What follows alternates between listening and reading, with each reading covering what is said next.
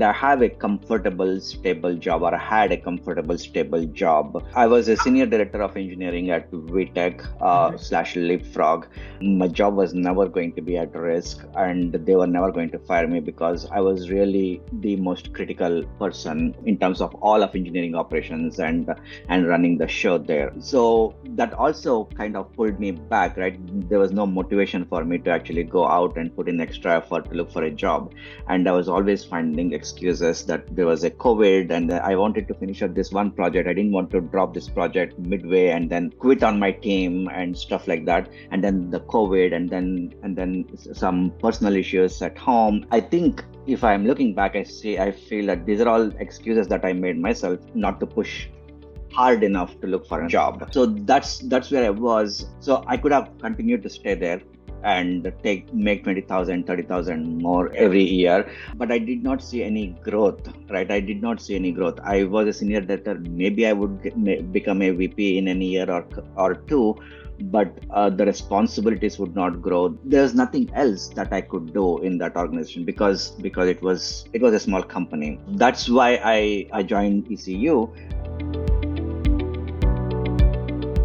So I tried all of these things. I have done things myself. I have also engaged coaches and I got professional resume writers help me create LinkedIn profiles and all of that. At the end of the day, everybody refined my resume one way or the other, a little bit here, a little bit tweaking there. My resume was not all that bad to begin with, right? My LinkedIn profile was also decent enough, but now it is more polished. But what definitely lacked was definitely a strategy. I was constantly making applications online and making limited connections, contact requests through LinkedIn. But most of those connections were like, hey, do you have a job for me? Kind of pursuing our connections. And those things never worked out. And also me being me, I have not been actively in contact with all my connections. It doesn't sound right that you are reaching out to folks when you need a job or when you're looking for a job, exactly. Right? It feels like you're using them as opposed to Absolutely. Staying upfront. So all of those were shortcomings or drawbacks on my own behalf, right? On my part. What I really felt ECU helped is in one, there was a structure, a more defined process on how do you reach out to individuals, right? So as far as was an eye-opener for me, this whole automated process was an eye-opener. This is something that I had in mind because the previous coach that I've hired talked to me about numbers. You have to reach out to more people and it is really a numbers game. When I go and sell a product, I reach out to 100,000 people and I am able to sell to 2,000 people, So it's a numbers game. But for me, that numbers game just would not work because I was spending 12 hours working. Yeah. Right. So there was absolutely no way for me to reach out to, she said, just reach out to 10,000 people in 3 months, right? In 3 months. And then the follow-ups and keeping track of my calendar, it was just not possible. So I suggested to her, can I hire someone to do this for me? She liked that idea. So she started bringing in someone, but then that did not work out because the person who was actually doing it had absolutely no idea who to reach out to and who not to reach out to and what to say and those kind of things. That just did not work out. The automation from as far as initially I was not even aware that there are these kind of services and tools out there. So that was definitely an eye opener for me or a learning. That was one of the most valuable things. The second thing is the mindset training. I think everybody or the whole psychology aspect. One of the biggest fear for everyone is going for interviews, talking about yourself, being confident and accepting failures and all of that is a huge mindset game, right? And every time, even now, in spite of all of this, even now when I go to an interview or talk to people, generally when I talk to people, now when I'm talking to you, I'm really relaxed. You can see that I'm sitting back, relaxed, right? Whereas when I'm in an interview, I don't sit like this. I feel like I'm getting judged. I feel like they are out there to outsmart me or do some kind of gotcha thing. So I have to be always on high alert. So it takes a lot of practice to get out of there. So I think the mindset and the psychology sessions actually helped. I don't think I'm still good at it, but it is a process. So that was definitely a huge benefit for me personally, it definitely benefited. And I would like to continue with some of those sessions, if that's okay with you.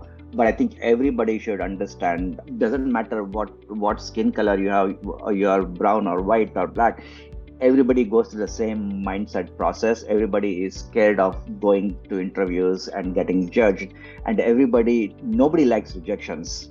But the fact is that everybody gets rejected. I got rejected. Every one of them, every one of us gets rejected. And how do we actually bounce back from it?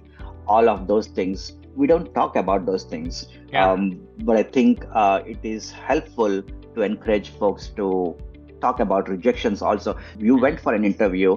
Yes, you did not get the job, but that's okay. That is expected, because you don't also need 100 offers, right? You only need one good offer. But let's talk about those 99 rejections, and what do we learn, and what did you learn? What can others learn from you? Really, what would I tell that individual is, you have a team who is really dedicated to your success. You have professionals who are very good at tuning your brain, right? Changing your mindset, how you are thinking and how you are approaching towards this, and refining it. And most of the folks who are in the job market really do not know what is the right way to go about doing things. So we all think we know, right? By applying for jobs, creating a better resume, and spending money here, spending money there.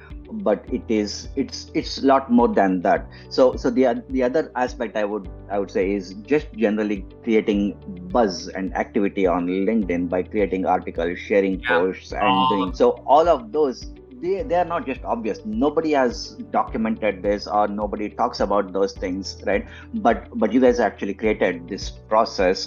So that is a differentiator. You have to seek help, absolutely, Tim. I don't disagree one bit. If you have tried yourself and it's not working out, seek professional help, whether it is career goals or whether it is medical health, fitness. Doesn't matter what area in life, you need to seek professional help. For me, at least, thank goodness, thank God, I am blessed. I don't have the money problem, right? I had a stable job. I was definitely able to shell out, so that was not a problem. But the emotional attachment that I have is, I am going to spend this money, and I'm going to spend a lot more time.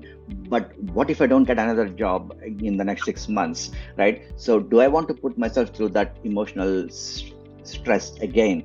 So that was also something that pulled me back. But right now I don't feel one bit bad that I invested, because one, I got to know so many individuals. You guys are a fantastic, fabulous team to work with. I'm glad I got to know you all. I think it is worth every penny for me.